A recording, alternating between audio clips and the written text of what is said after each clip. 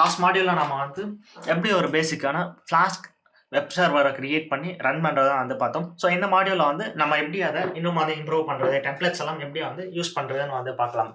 So first thing நான் வந்து என்னோட VS கோட் வந்து ஓப்பன் பண்ணிக்கிறேன். Okay fine. ஸோ இங்கே நான் வந்து சம் ஃபைல்ஸ் வந்து டெமோக்காக வந்து கிரியேட் பண்ணேன் இல்லையா, any.py and then views.py. So இது எல்லாத்தையும் நான் வந்து இங்கே ரிமூவ் பண்ணிக்கிறேன். ஸோ அதுக்காக rm underscore .py then views.py. So அது ரெண்டுத்தையும் நான் ரிமூவ் பண்ணிக்கிறேன். எனக்கு வந்து தேவையான ஃபைல்ஸ்னால் வந்து app.py மட்டும்தான். இந்த pip ஃபைலுன்றது வந்து pip-env யூஸ் பண்ணி ஒரு வர்ச்சுவல் என்விரான்மெண்ட் கிரியேட் பண்ணோம் இல்லையா, ஸோ அப்போ வந்து கிரியேட் ஆன ஃபைல். ஸோ அது ப்ராப்ளம் இல்லை. Okay fine. ஸோ நான் இங்கே ரூட் யூஆர்எல்கே வந்து திரும்ப இந்த யூஆர்எல் வந்து சேஞ்ச் பண்ணிக்கிறேன் ஹலோன்ற யூஆர்எலை விட. ஸோ அது என்னால் ஈஸியாக வந்து டெஸ்ட் பண்ணி பார்க்க முடியும். ஸோ ஆல்ரெடி வந்து நம்ம சொன்னோம் இந்த மாதிரி வந்து ஒரு ஃபுல் வெப்சைட்டையும் நம்ம இங்கே ஜஸ்ட் ரிட்டர்ன் ஃபங்க்ஷனில் வந்து டைப் பண்ணி எனக்கு பொறுத்த ஒரு எஃபிஷியண்ட்டான வே இல்லைன்னு சொல்லிட்டு. ஸோ அப்போது எது எஃபிஷியண்ட்டான வேன்னு கேட்டிங்கன்னா, ஸோ நம்ம வந்து ஒரு டெம்ப்ளேட்ஸ் க்ரியேட் பண்ணிவிட்டு அந்த டெம்ப்ளேட்டை டேரெக்டாக நம்ம வந்து பாஸ் பண்ணோம்னா அந்த டெம்ப்ளேட்டில் நம்ம வந்து நம்மளோட ஃபுல் HTML மார்க்கப்பையும் வந்து ரைட் பண்ணிடலாம். ஸோ அந்த HTML மார்க்கப்பை ரைட் பண்ண ஃபைலை மட்டும் நம்ம இங்கே பாஸ் பண்ணோம்னா நம்ம வந்து வெப் சர்வரில் போய்ட்டு ஈஸியாக ஆக்சஸ் பண்ணிக்கிற மாதிரி வந்து இருக்கும். ஸோ அப்போ வந்து நம்ம பேக் எண்ட் கோடையும் ஃப்ரண்ட் எண்ட் கோடையும் வந்து தனித்தனியாக செப்பரேட் பண்ணுறோம். ஸோ செப்பரேட் பண்ணும்போது நமக்கு எதனா ஒரு எரர் வந்துச்சுனாலும் அந்த எரர் வந்து ஃபைண்ட் பண்ணி ஃபிக்ஸ் பண்ணுறது ரொம்ப ஒரு ஈஸியான ஒரு ஒர்க்காக இருக்கும். That's it.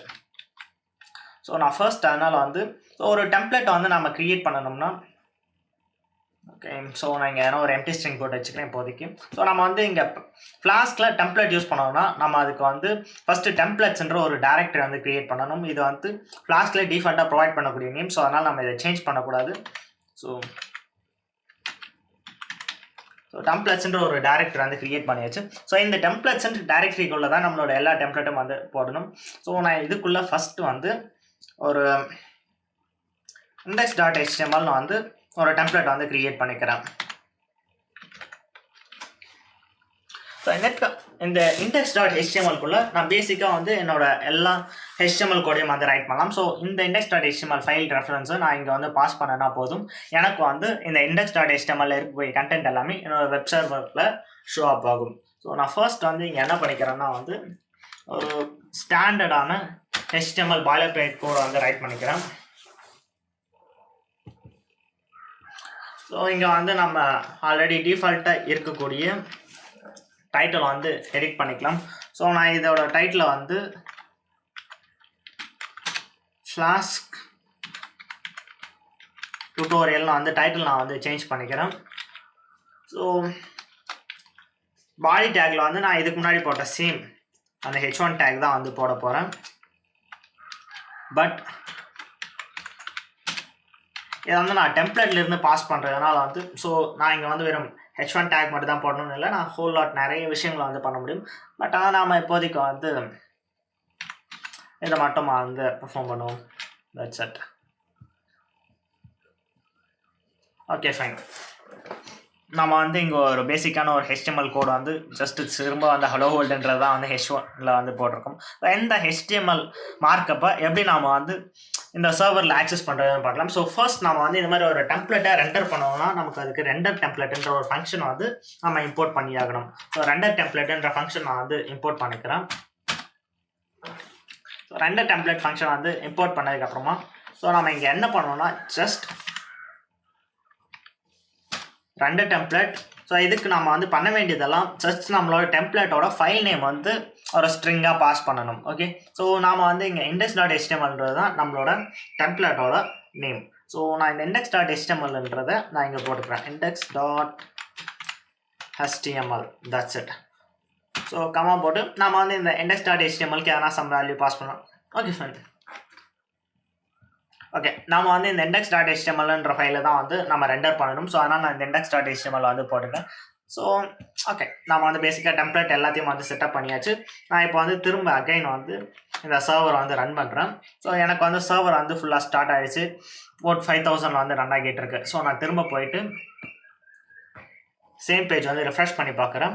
ஸோ எனக்கு வந்து இந்த ஹலோ வேர்ல்டு வந்து சேமாக பிரிண்ட் ஆகுது. பட் ஆனால் இந்த முறை வந்து கவனிச்சிங்கன்னா தெரியும் டைட்டில் வந்து ஃபுல்லாக சேஞ்ச் ஆகியிருக்கு. அண்ட் தென் இந்த ஹலோ வேர்ல்டுன்றது டேரெக்டாக நமக்கு வந்து ஜஸ்ட் ஒரு ஸ்ட்ரிங்காக வந்து நம்ம ரிட்டர்னில் பாஸ் பண்ணல, நம்ம ஒரு டெம்ப்ளேட்டை ரெண்டர் பண்ணி அந்த டெம்ப்ளேட் வந்து இங்கே பாஸ் ஆகி வந்திருக்கு. ஸோ நம்ம வந்து இங்கே ஜஸ்ட் வெறும் ஹலோ வேர்ல்டுன்றது மட்டும் தான் வந்து ஷோ பண்ணணும்னு இல்லை, இதை தாண்டி நம்ம எக்கச்சக்கமான ஃபங்க்ஷனாலிட்டிஸ் வந்து அதில் நீங்கள் பார்க்கக்கூடிய ஆல்மோஸ்ட் எல்லா வெப் பேஜஸும் வந்து ஃப்ரண்ட் எண்டில் some sort of HTML, CSS and JavaScript use பண்ணி தான் பண்ணியிருக்கு.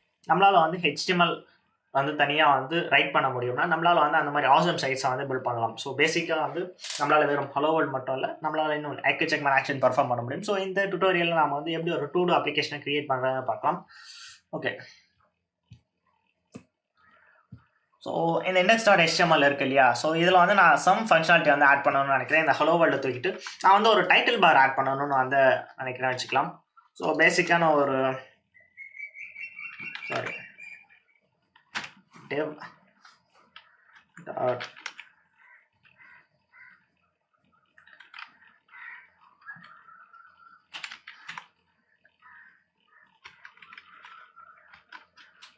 ஸோ நான் பேசிக்காக வந்து ஒரு நேவிகேஷன் பார் வந்து இங்கே ஆட் பண்ணணும்னு நினைக்கிறேன்னு வச்சுக்கலாம். ஸோ அதுக்கு நான் div ஸோ நான் div எலமெண்ட் வந்து navbar ஐடியோட கிரியேட் பண்ண போகிறேன். இது வந்து நான் எமிட்ன்ற ஒரு எக்ஸ்டென்ஷன் யூஸ் பண்ணுறேன். ஸோ அதனால் நான் இந்த மாதிரி வந்து ஷார்ட் ஃபார்மில் வந்து இது எல்லாத்தையும் ரைட் பண்ணிக்கலாம். ஸோ இந்த மாதிரி ஷார்ட் ஃபார்மில் ரைட் பண்ணிவிட்டு நான் டேப் ப்ரெஸ் பண்ணேன்னா இது வந்து எனக்கு எக்ஸ்டெண்ட் ஆகிறத வந்து பார்க்கணும். ஸோ எமிட் பற்றி வந்து எக்கச்சக்கமான டுட்டோரியல் வந்து இன்டர்நெட்டில் அவைலபிளாக இருக்குது. ஸோ நீங்கள் செக் பண்ணி பார்த்தீங்கன்னா இன்னும் உங்களுக்கு டீட்டெயிலாக இருக்கும். ஸோ நான் வந்து இங்கே என்ன பண்ணியிருக்கேன், ஒரு div எலமெண்ட் வந்து கிரியேட் பண்ணியிருக்கேன். ஸோ இந்த div எலமெண்ட்டுக்குள்ளே நான் வந்து சேம் டெக்ஸ்ட்டை வந்து போடுறேன். h1 ஓகே, நம்ம வந்து டைட்டில் பார் தான்றதுனால வந்து நம்ம இங்கே flask tutorial வந்து கொடுத்துக்கலாம். சரி, நான் வந்து h1 டேக் வந்து க்ளோஸ் பண்ணிக்கிறேன். That's it. ஸோ இந்த h1 வந்து நான் வந்து இங்கே flask tutorial கொடுத்துருக்கேன். பட் ஆனால் வந்து நம்ம ரன் பண்ணி பார்த்தோம்னா ஓகே, நான் இங்கே போய்ட்டு திரும்ப வந்து ரெஃப்ரெஷ் பண்ணுறேன். ஸோ எனக்கு இங்கே flask tutorial மட்டும் தான் சேஞ்ச் ஆயிருக்கு, பெருசாக எந்த ஒரு சேஞ்சஸும் கிடையாது. ஸோ நான் வந்து சம் ஸ்டைல்ஸ் வந்து இதுக்கு ஆட் பண்ணணும்னு நினைக்கிறேன். ஸோ நான் என்ன பண்ணணும்னு நினைக்கிறேன்னா, இங்கே ஒரு ஸ்ட்ரிப் மாதிரி வந்து ஒரு சின்ன nav bar, ஸோ அதில் வந்து இந்த flask tutorialன்றதை வந்து சென்டர் பண்ணிவிட்டு அந்த nav bar வந்து ஃபுல்லாக பிளாக்லேயும் இந்த flask tutorialன்ற வந்து ஒயிட்லேயும் வந்து நான் சேஞ்ச் பண்ணி காமிக்கணும்னு நினைக்கிறேன். ஸோ அதுக்கு சம் ஸ்டைல்ஸ் வந்து நான் ஆட் பண்ணணும். ஓகே, ஸோ அந்த மாதிரி சம் ஸ்டைல்ஸ் வந்து ஆட் பண்ணோம்னா நம்ம வந்து அதை மல்டிபிள் வேஸில் பண்ணலாம். எதர் நம்ம வந்து இங்கே இன்லைன் ஸ்டைல் ப்ராப்பர்ட்டியை வந்து யூஸ் பண்ணலாம். ஸோ இந்த எலமெண்ட்டில் வந்து நான் ஸ்டைலுன்ற ப்ராப்பர்ட்டியை வந்து யூஸ் பண்ணலாம். அப்படி இல்லைன்னா வந்து நான் இங்கே வந்து ஹெட் டேக்கில் ஒரு ஸ்டைல் டேக் யூஸ் பண்ணி நான் ஸ்டைலிங்க்கு தனியாக வந்து ஒரு செக்ஷன் வந்து க்ரியேட் பண்ணிவிட்டு இந்த செக்ஷனுக்குள்ளே என்னோடய ஸ்டைல் எல்லாத்தையும் வந்து நான் ஸ்பெசிஃபை பண்ணலாம். ஸோ இப்போதைக்கு நான் வந்து இந்த ஹெட் டேக்கில் ஒரு ஸ்டைலுன்ற ஒரு டேக் யூஸ் பண்ணி நான் என்னோட ஸ்டைல்ஸ் எல்லாத்தையும் நான் இங்கே ஸ்பெசிஃபை பண்ணுறேன். ஸோ ஃபர்ஸ்ட் நான் பண்ண வேண்டியது என்னென்னா, இந்த navbarன்ற எலமெண்ட் வந்து நான் ஃபெச் பண்ணணும். ஸோ அந்த பர்டிகுலர் எலமெண்ட் வந்து நான் இங்கே செலக்ட் பண்ணுறதுக்காக #navbarன்னு வந்து நான் யூஸ் பண்ணுறேன். ஸோ #navbar அந்த நான் வந்து ப்ராக்கெட்ஸ்குள்ளே இங்கே நான் என்னோட ஸ்டைல்ஸ் வந்து எல்லாத்தையுமே வந்து ரைட் பண்ணலாம். ஸோ நான் இங்கே வந்து என்ன பண்ணுறேன்னா வந்து டிஸ்பிளே வந்து என்ன செட் பண்ணுறேன்னா அந்த ஃப்ளக்ஸ் வந்து செட் பண்ணிக்கிறேன். ஸோ நான் வந்து இதை டெக்ஸ்ட்டை வந்து சென்டர் பண்ணுன்றதுக்காக நான் டிஸ்பிளே வந்து ஃப்ளக்ஸ்ன்னு செட் பண்ணிட்டேன். விட்த் வந்து நான் 100% வந்து கொடுத்துக்கிறேன்.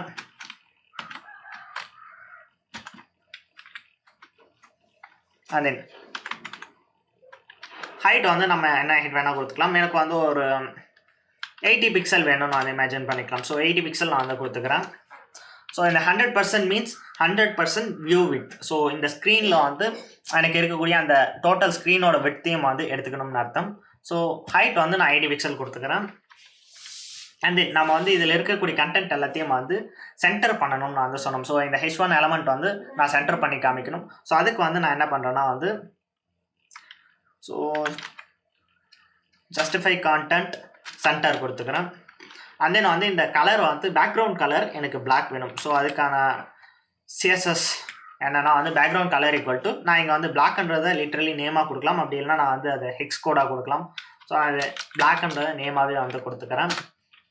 ஸோ பிளாக்கு ப்ளூ அந்த மாதிரி வந்து ஒரு லிமிட்டடான நேம்ஸ் மட்டும்தான் இருக்குது கலர்ஸ்க்கு. அது இல்லாமல் நீங்கள் வந்து ஒரு ஸ்பெசிஃபிக்கான ஒரு ஷேடு வந்து சூஸ் பண்ணணும்னு நினைக்கிறீங்கன்னா நீங்கள் வந்து உங்களோட ஓன் ஹெக்ஸ் கோட் வந்து இங்கே ஸ்பெசிஃபை பண்ணிக்கலாம். நீங்கள் விஎஸ் கோட் யூஸ் பண்ணுறீங்கன்னா ஜஸ்ட் வந்து அந்த பர்டிகுலர் கலர் மேலே எழுதி போனீங்கனாலே உங்களுக்கு வந்து ஹோல் லாட் ஆஃப் கலர்ஸ் வந்து சூஸ் பண்ணுறதுக்கான ஆப்ஷன்ஸ் வந்து எல்லாமே உங்களுக்கு அவைலபிளாக இருக்கும். That's it. இப்போ வந்து நான் பேக்ரவுண்ட் கலர் சேஞ்ச் பண்ணியாச்சு. பட் ஆனால் டெக்ஸ்ட் கலர் வந்து எனக்கு பிளாக்ல இருக்குது பை டிஃபால்ட்டாக. ஸோ அந்த பை டிஃபால்ட்டாக இருக்கக்கூடிய கலரை நான் வந்து இப்போது ஒயிட்டுக்கு வந்து சேஞ்ச் பண்ணணும். ஸோ அதுக்கான சிஎஸ்எஸ் என்னென்னா ஜஸ்ட் கலர், நான் இங்கே வந்து ஒயிட்ன்றதை வந்து திரும்ப நேமாகவே கொடுத்துக்கிறேன். That's it. ஸோ பேசிக்கலி வந்து நாம் நம்மளோட எல்லா சிஎஸ்எஸ்ஸையும் வந்து முடிச்சிட்டோம். ஸோ நம்ம வந்து ப்ரௌசரில் போய்ட்டு இப்போ ரெஃப்ரெஷ் பண்ணி பார்க்கலாம். நம்ம வந்து ப்ரௌசரில் ரிஃப்ரெஷ் பண்ணி பார்க்கும்போது நமக்கு ஒரு பியூட்டிஃபுல்லான nav பார் அங்கே இருக்கும் அப்படின்னு நம்புகிறேன். பார்க்கலாம். ஸோ எங்கே பார்த்தோம்னா வந்து நமக்கு ஃப்ளாஸ்க் டுட்டோரியல்ன்றது வந்து எக்ஸாக்டாக வந்து சென்டர் ஆகியிருக்கு. பட் ஆனால் வந்து இங்கே இன்னொரு ப்ராப்ளம் என்னென்னா இங்கே சைட்லலாம் வந்து சம் எக்ஸ்ட்ரா பேடிங் இருக்குது இல்லையா. ஸோ இது எதனாலாம் வந்து பை டிஃபால்ட்டாக வந்து எல்லா HTML எலமெண்ட்டுக்கும் வந்து ப்ரௌசரே வந்து some padding and then margins வந்து அலோகேட் பண்ணணும். ஸோ அது எல்லாத்தையும் நம்ம வந்து ஃபஸ்ட்டு 0 பண்ணணும். ஸோ அதை நான் 0 பண்ணாதனால தான் இந்த மாதிரி எக்ஸ்ட்ரா மார்ஜின்ஸ் எல்லாம் இருக்குது. ஸோ இது எல்லாத்தையும் நான் வந்து என்னோடய CSSல 0 பண்ணிக்கிறேன். ஸோ